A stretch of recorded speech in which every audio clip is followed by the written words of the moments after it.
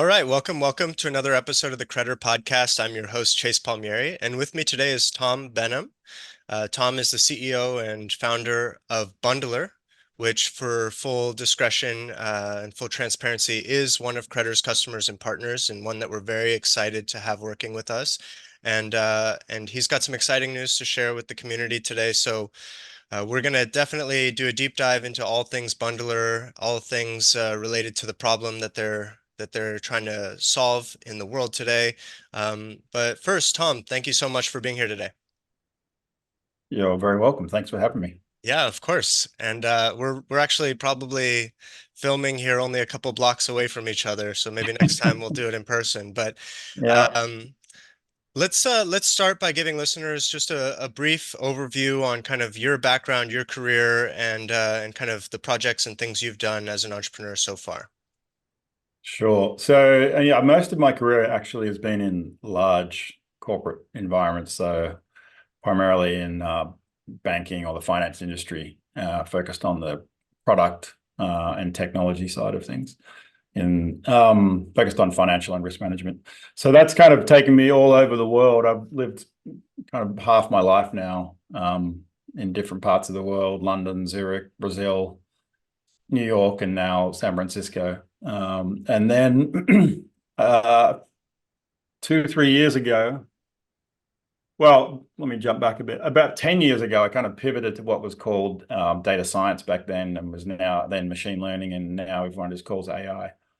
And that precipitated a move into consulting in the finance space at one of the big four firms. And then 2, 3 years ago, I decided to get out of that and pursue my own endeavors. And that started with really just collaborating with a small team that had built out an application that was looking at video content and how to recommend and enable community around that. And then in the last year, I've pivoted to building and starting my own company, Bundlr, which we're going to talk about. And I'm leading that up. I do a lot of the work on the AI side and recommender side of the product, and in terms of what we've done and what we will do in the future. Nice. And before we turn to Bundlr, I've been to your house, I've met your lovely family. So what does your family think, or maybe your wife think, about you when you decided to go down the entrepreneurial path? What was that discussion like?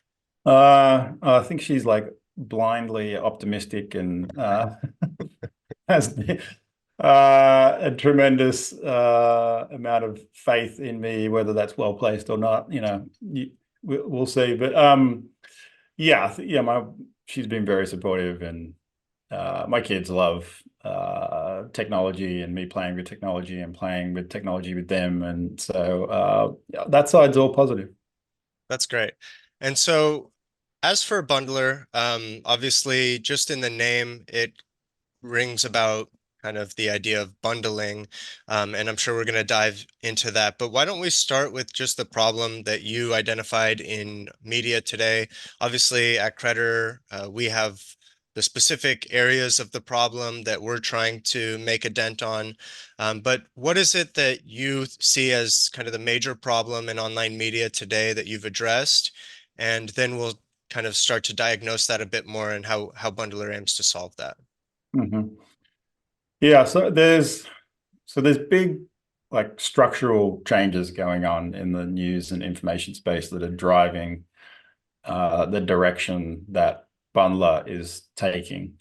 But at a more sort of at a higher level, I think that we're living in a time where expertise and value and its different forms, whether that's entertainment or insight or whatever, is very widely distributed across society, and it comes in many forms. And there's very low barriers to entry, I think, in terms of distributing that expertise and that value. So there's content everywhere all the time, so this sort of abundance of content is, it's a tremendous opportunity, but it also creates various problems. So I think in terms where we're focused on both sides of the market, both the consumer and the publisher slash creator side. So on the consumer side, I think, the matching of individuals with the content and with the creators is at a premium. And then because of the changes in the structure of the market, a rebalancing from ads to subscription,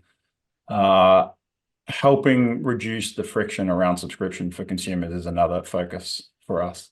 And then on the publisher sort of creator side, our goal is to be a sort of a less noisy matching platform, helping them find better subscribers for their content, a distribution platform and a platform for engaging with their community and with their customers.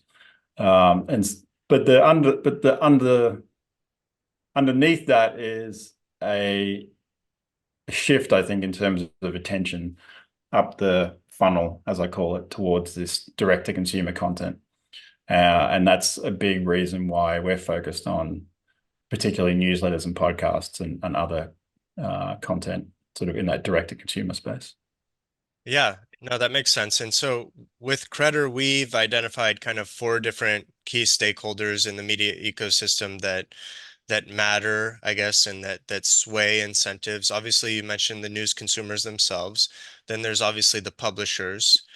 There's the content platforms that have some decision making or perhaps responsibility around what content is moving through those pipes and being surfaced for their users.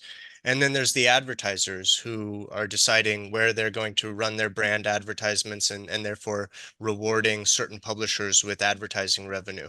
And Yeah. so we look at those as kind of the four key stakeholders.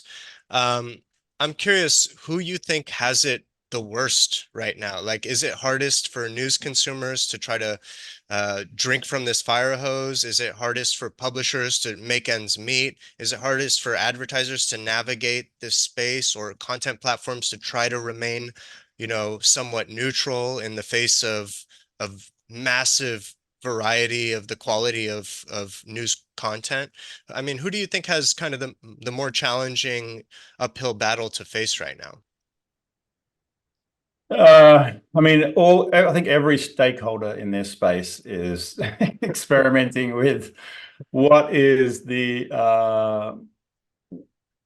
what's the model that's going to be sustainable and successful in this environment. So there's clearly like a lot of doom and gloom in the news space. So if you listen to much just reporting from the news industry about the news industry, there's a lot of destruction going on, downsizing, closing of whole publications.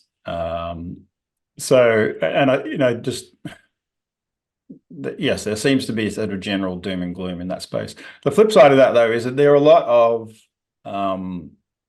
a lot of activity in the news on the creator side of the equation.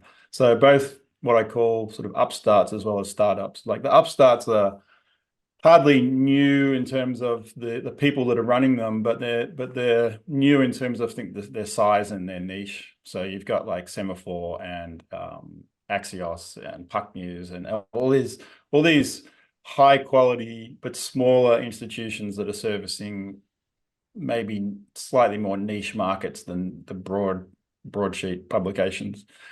And so there's a number of those that are servicing right now. And then on the platform side, you've also got these startups. So Substack obviously has been a big entrant into the space, and maybe Patreon to a slightly less degree, but you've got a lot of other smaller sort of aggregation platforms as well. Like there was Artifact, which is now just switched off, the guys who started Instagram. And they decided the market was quite too small for them. So I don't really know exactly what that means, but and then you've got other news outlets that have sprung up, like Post News and Zet, I think you've had on the podcast before, as an aggregator sort of pay-as-you-go type model. And then there's newer startups like Volve and Particle and Newsmask, which sits in the Fediverse. So there's lots of these platforms that are sort of emerging and trying to work out how to service the market. I think we've got a slightly different take on where we can add value to those platforms that I mentioned to you. But yeah, back to your original question. I mean, yeah, I think the pain is probably most directly being felt by the publishers, I think, right now, because that's where a lot of the quote damage is being done. But Yeah, there's also it there's seems most uh it seems like the publishers are the most at risk of outright dying or going out of business because of the current changes, the ground shaking from under them. Whereas, yeah, like you're saying, the news consumers, we find ways to navigate. There will be new solutions. Bundlers is going to be one of them. Advertisers will find other ways to advertise their products. Content platforms will find solutions, but the publishers, I would agree, are most at pain right now. Yeah, I mean, advertising is like the issue there is primarily that um, they have just been able to shift their focus towards social media and placement, Amazon and so forth. So I don't think the advertisers maybe have the least worst out of everyone, although that's, has its own issues now on social media and so forth. But yeah, the demand is there. Right? I mean, people want to be informed. They want to be connected to what's going on around them on a broader scale and a niche scale as well. So it's really, I think it's a matter of like iteration on what or models are going to be sustainable and do we exist in a world where a sort of mass market model is sustainable, or are we going to fragment into these smaller, um, relatively speaking, smaller platforms and sustainable business models? Right. And you touched earlier on, and I'm sure we've talked about this before. I understand, as you do, the issues that advertising kind of breeds the incentive to chase attention and clicks for publishers. And I know that one of the things you're addressing with Bundlr is trying to push forward more of these direct subscription type models. So why don't you start to tell us a little bit more about what Bundlr's model is? Yeah, so as I said, I think that there is a migration, if you like, of attention up the funnel towards this direct-to-consumer content. So newsletters and podcasts, as I said, and video obviously is a big piece of that as well. The monthly average users in podcasts in America is about 100 or 120, sorry, 120, 130 million a month now. And then in newsletters, I think that's more like 50 or 60 million a month. And they're both growing, newsletters faster than podcasts. And obviously video is a huge medium for consumption. You've got TikTok and YouTube and as well as on Twitter and Facebook or Instagram. So yeah, the thesis is that increasingly attention is moving upstream, and we can continue to talk about why that is. I think trust and of the broader consumer base, as well as behavioral changes in habits, are sort of driving that. So increasingly, but the other piece of that, which you mentioned, is that the market is restructuring. So revenue models are rebalancing at a minimum between subscriptions and advertising. And it's about 50-50, 60-40 maybe in different areas for subscription versus advertising. And so, but again, it's extremely fractured, that space, in terms of who's creating it and where the content's coming from. So the premise of Bundlr is that with that structural change in the market, and I think directionally it's going to continue to go, it's going to move in that direction. Can we create a space where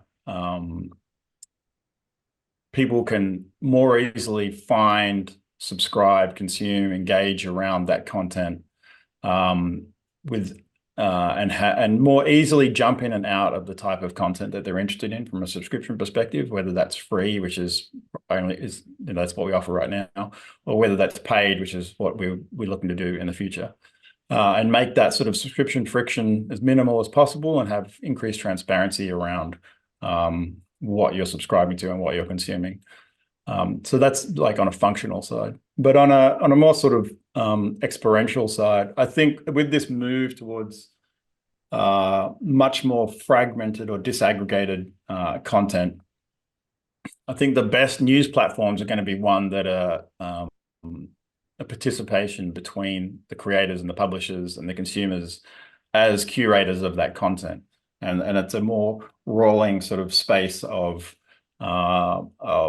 content availability and the ability to slice and dice that content and extract what any individual thinks is valuable and push that back out into that ecosystem. So that's the sort of basic premise, and that's the content focus right now for Bundlr.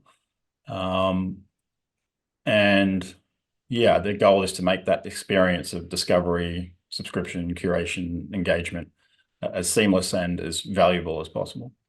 And so when you say the content focus, you're referring to kind of email newsletters and podcasts as the two Yeah, primary forms of content. Okay. correct. Yeah. And so if somebody is on Bundlr, they should expect to see kind of a user experience maybe similar to most similar to what other type of platform that maybe they're accustomed to.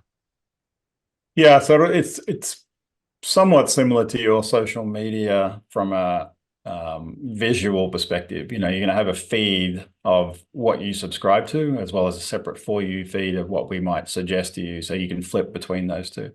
But one of the premises and one of the goals here is for us to be content first as opposed to social first. So whilst people can post content into the feed and make comments on that, all of the social components sort of sit underneath the content as opposed to in the feed itself. So it's primarily it's a mixture of text as well as audio right now. Like I said, podcasts and newsletters. I think that the lines are very much blurred now between or across mediums in terms of where we get our content from. And so we're trying to create an experience that enables people to switch between those mediums as seamlessly and easily as possible. So, and right now, the base sort of beta version of the application is it's a listening or reading experience, but clearly AI has a huge role to play in terms of text to speech and speech to text and summarization and even interaction with that content.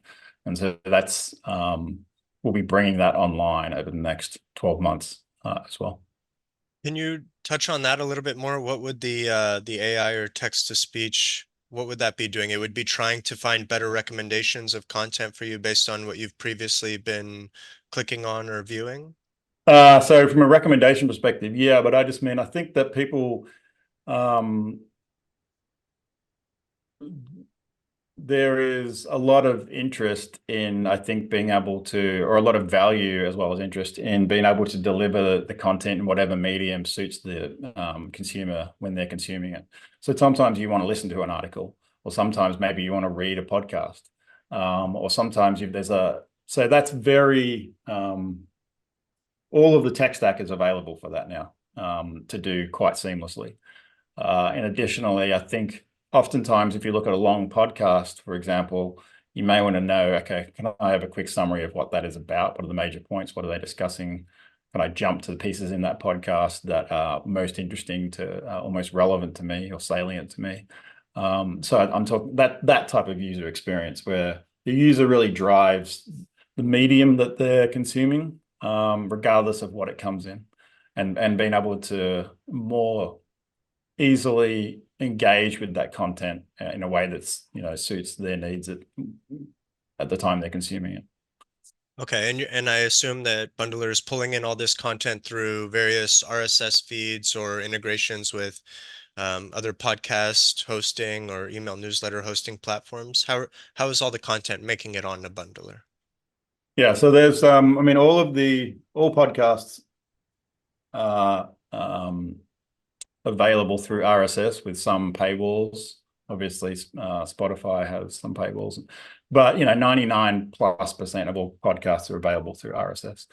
And then from a newsletter perspective, some of those are available via RSS and some are available via email. So we index that email content and make that available to the users for one-click subscription.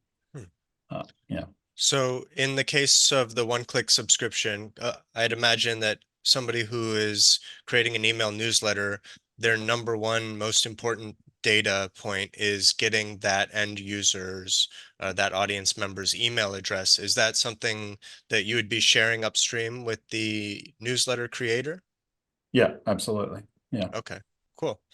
And that's, I take it, one of the draws in trying to bring creators and their involvement into the platform, or do you not see that as a necessary kind of stakeholder to get involved because you have access to the content through all these different RSS feeds anyway? Or do you feel like long term or maybe near term, you need the creators to buy in and try to lead their communities to Bundlr? Yeah, I mean, absolutely. I think that is a huge component of the whole DTC space is this unintermediated relationship between the creator slash publisher and who's consuming that content. So our goal is to facilitate that as frictionlessly as possible, if that's a word. So, we're starting out now and we're small, so we're indexing a lot of that content to make it available to people. But as we grow and as our relationships or partnerships grow, then yeah, our goal is to facilitate direct interaction between the publishers and our creators and the consumers. Okay. And as I'm sure you know, because you've built products before and you have to make these trade-offs between an early version of a product that is kind of focused on the core functionality and use case versus what you believe that product or experience can in the long term become. And so I'm curious, what will Bundlr look, how will Bundlr look different in, call it a couple years from now, should everything go well, that you add into the experience? Right now, you have this kind of feed-like, social media-like experience where you can access podcasts and email newsletters. What is the kind of dream version that you hope to get to? What experiences for the user within Bundlr? Mhm. Yeah, so I touched on a lot, or touched on some of that in relation to how we think we'll leverage AI to facilitate, a UX that is user driven. So that will definitely be a big piece of that.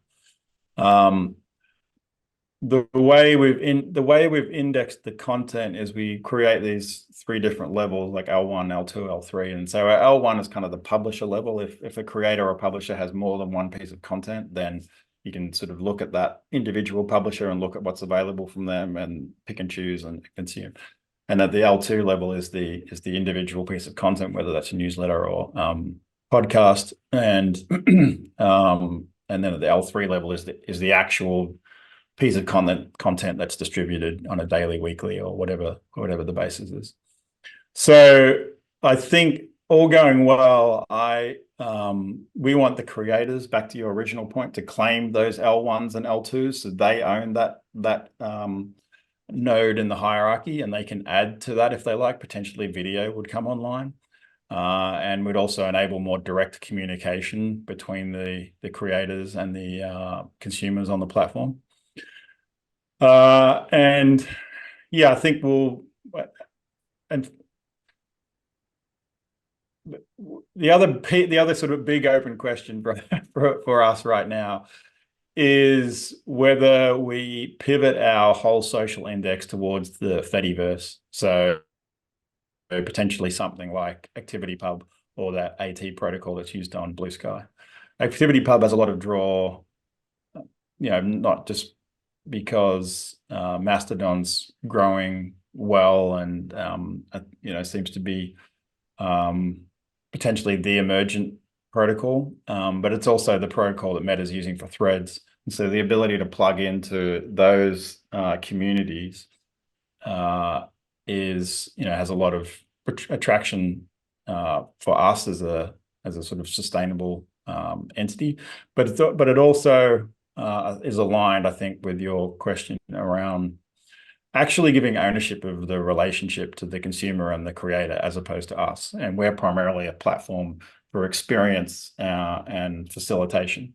So our value lies in creating a space for people to distribute and consume and interact and so forth, as opposed to um, being a walled garden of content that people come to. So Right. And sorry. I was going to say those communities there in kind of the Fediverse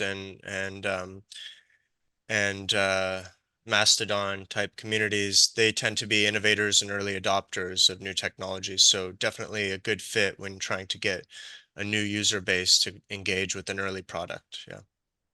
Yeah, and you're already seeing that experimentation done between Flipboard and Semaphore, and so, so the Flipboard's obviously another sort of aggregation platform. Semaphore is one of the new upstart platforms. And again, I see the content being more and more atomized over a period of time, and the ability to monetize at the individual content piece level are becoming more and more important.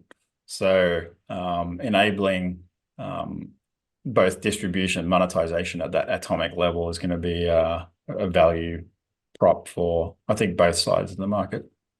Okay. And how does Bundlr, you know, one has to ask, how does Bundlr aim to make money or sustain its own operations over the long term? Is it through these, maybe an affiliate or a piece of the subscription model? How does that work? Yeah, I think there's three revenue streams on offer, I think. So advertising is definitely still a piece of that. I think to provide a lot of those other capabilities that I spoke about from an AI perspective and other premium features, we would offer a subscription version of the application itself, so subscription to Bundlr. And then the third would be, if we're scaling and we're facilitating relationships between creators, publishers, and their customer base, then agreeing some compensation for that, if on an affiliate basis, how whatever it is that we agree with the partner. Okay. And when should a user or a listener of this podcast expect to be able to get Bundlr in their hands and start using it? Right. Yeah. So we actually have just released Bundlr into the App Store and into Google Play. So it's in both. It's on Android and iOS. So it's available now. We literally just dropped into the stores. We've been iterating a little bit, just fixing a couple of bugs, but now we're live in the store, in both stores, and we have a wait list of a few hundred people for Bundlr that we'll be distributing to over the next couple of days to bring them into the application, and doing a little bit of promotion and marketing and so on and so forth. But for anyone who's listening, then yeah, that you can go to the store right now, and I'm sure you or I will share a link to our website or the App Store in this when this recording goes out. Yeah, definitely. We'll have the link in the show notes. And are you finding yourself using Bundlr either on Google or Apple Play Store? Are you finding yourself using the application quite a bit yourself, besides just kind of looking Yeah, for the well, yeah, for occasional bug? sure. But I'm completely biased, obviously. So Yeah, I'm, yeah, I have the both the joy of using it and the pain of knowing everything else that I'd like to do right. to enhance the experience. Um, so, um, yeah, I mean, I use it daily, and our team uses it daily, and so yeah, we're looking forward to bringing others into the application and uh, developing hopefully that core group of sort of atomic users who are the high value add who will start to do some curation themselves and share that back into the application. And but yeah, I've been a lover of sort of long form content for quite some period of time, even back from when I was a teenager. So I uh, yeah, I'm enjoying my ability to sort of jump between different mediums and long form newsletters or podcasts and consume those and slice and dice and share those. So, but I don't look to myself as a barometer of the UX because I'm highly biased towards what we've built. Right. Yeah, but you do have to eat your own dog food and just keep using it every day, and yeah, you'll be amazed what you can think of just by actually using the product. Yeah. We certainly figured that out with Credder too. So let's assume for a second that Bundlr just takes off over the next months and years. How will the media landscape look different if Bundlr is successful in achieving its goals? Um, yeah, I don't know about how it would look different, but I think that, in a successful looking bundler means that we have a number of relationships across, larger publications all the way through to smaller, individual creators, and and that we're facilitating, both free and paid subscriptions to across the board there. And so I, success for us would be a clear value prop for publishers and creators looking to distribute their content, and publishers coming to us as much as we're going to them to start to partner with us and index their content and distribute directly to their community on the Bundlr platform. Yeah. Okay, and if you could choose kind of your dream partner that, starting tomorrow was all in on Bundlr and was working with you, whether that's a publisher, a podcast, or a distribution channel, what would that dream partner be that would really help Bundlr take off if you could just magically next day have them working with you? Yeah, I mean, there's some that you would know, like Bloomberg would be amazing. I think they do a lot of different newsletters. Um, so the publisher community has worked out essentially that trust now is not managed at the brand and sort of institutional level. It's managed at the individual level through podcasts, through newsletters, and so forth. And so that's, they're flooding this space as much as individual creators. And so Bloomberg is an example of that. They have, I don't know, 15, 20 newsletters. They have probably the same number of podcasts. And obviously that they use that as their top of the funnel to bring that back into their wider publication. So they would be an amazing partner to work with. But then there's incredible and then middle tier, quote middle tier or upstarts. Semaphore, Puck News, again, Axios, these are newsletter and podcast first publications that essentially their business model is built around those. So us being able to facilitate subscription growth to their premium content, that would be amazing. And then there's individual creators that have big presences on or a big presence on YouTube or Twitter, like Peter Zion is a sort of someone who comes to mind. He's a geopolitical expert who looks at sort of national, international risk from a financial and political perspective.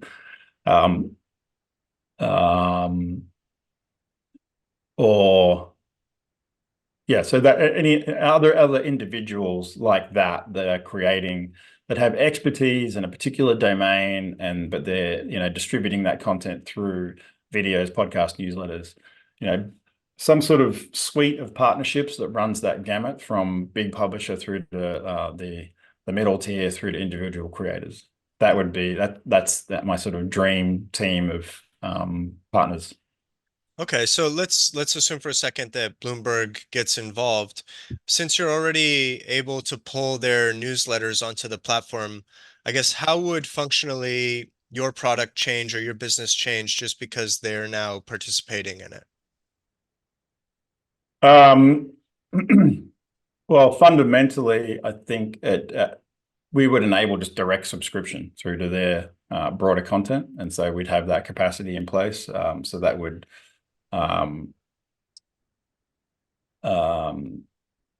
they'd be able to generate revenue directly from our platform, and so obviously we would look to benefit from that. And on the consumer side, as I said earlier, their ability to develop an interest in that publication, and then try and push down into the underlying application and easily subscribe to that. That's the problem we're trying to solve, obviously on the consumer side. Nice. Okay, well, why don't you give listeners someplace that they can go, obviously directing them to the App Store, but also someplace where they can go to follow you and the work you're doing as you continue forward with Bundlr. Yeah, I'm sure we'll put some links in this Yeah. distribution and send it And out. Yeah, any link you say, I'll make sure it's right there for you'll answer. everybody. Yeah. Yeah, so we're bundlerco.com. That's our sort of just basic website that directs you to either the App Store or the Google Play Store. And then, yeah, I exist on Twitter, and we have a Bundlr app, Twitter um, page as well. And then, a little bit of LinkedIn at the same time. I think that, LinkedIn's kind of our initial target audience. That's sort of 20s, 30s, 40s professional who's probably doing a lot of commuting or traveling and has a sort of wide variety of both technical as well as personal interests. So that'll definitely be a domain that's just definitely a space, target-rich audience for us, I think. So we have a presence there from a Bundler perspective as well as me individually. Okay. And before we turn to the last two questions that I ask every guest that comes on the podcast, why don't you just tell listeners why they should join Bundlr right away after this podcast is over, why they should get involved, and maybe again, if you just wanted to quickly reiterate the problem and the solution, the benefit to them, however you want to just tell that person listening right now why they should get involved. Yeah, I think if you want a single place to find the best newsletters and podcasts in the domains that are most interesting to you, and be able to manage that all in one space and engage with others who are interested in those domains, then that's the problem we're trying to solve at Bundlr. So come and try it out and play around and consume or curate as well. We've got a lot of little tools in there to help people extract little gems of content that they think are valuable and push that back into the community. So if you want to be a part of that, then come and do that and play around and consume, and hopefully I'll see you there. Beautiful. All right, Tom. So last two questions here that we ask every guest that comes on the podcast. I'm curious, do you know which questions are coming by any chance? They're No. they're off topic, a little out of left field. Okay. Okay, so first question is Bitcoin. What are your thoughts on Bitcoin? Are you a believer? Is it a digital tulip? What is it? Uh, I'm a believer in the problem that it's trying to solve. Or I understand at uh, a social and transactional level the problem that it's trying to solve. They're trying to take out the intermediary and have direct validated transactions between some entity and the other side of that transaction. So yeah, I'm a believer in Bitcoin. I uh, I think there was a lot of hype over the broader sort of distributed ledger and the possibilities that could take, which I think are going to take much longer to play out than, if at all. But in terms of just a store of value and an ability to transact, I think Bitcoin is going to be viable and will exist out into the distant future. Yeah. Cool. Cool. I tend to agree with everything you just said. And then last question for you here, super out of left field, is are we living in a simulation? Um, well, yeah, you're kind of touching on some stuff that is interesting to me, although not from that angle necessarily, but I do. We're definitely living in a world that is curated a lot more for us by our own minds than we probably give credit to. So, but in terms of us running on some interstellar kid's desktop somewhere, I mean, anything's possible, but I don't think so. Okay, cool. There's I too lo- much. There's too much sort of intrinsic meaning and value and joy in the world, I think, for us to be just running a simulation on a laptop somewhere. Cool. All right. Well, thank you so much, Tom. Everybody, again, check out the links in the show notes, Bundlr, Bundlr.co, and go grab it out of whatever, app store that is with your device. And wishing all the best of luck to you, Tom, with the release of Bundlr that is now available for everyone listening. And we look forward to helping you guys any way we can going forward. So thanks again for coming today, Tom. Yeah, thank you. And I look forward to continuing to work with Credder. I think it's a big piece of our sort of signal from the noise within Bundlr that we use all the relevant information sources to help surface what it is that people are most interested in. So Credder's definitely got a role in that. Thank you. Thank you so much. And thanks again. Thanks to everyone All right. listening. Bye bye. Thanks.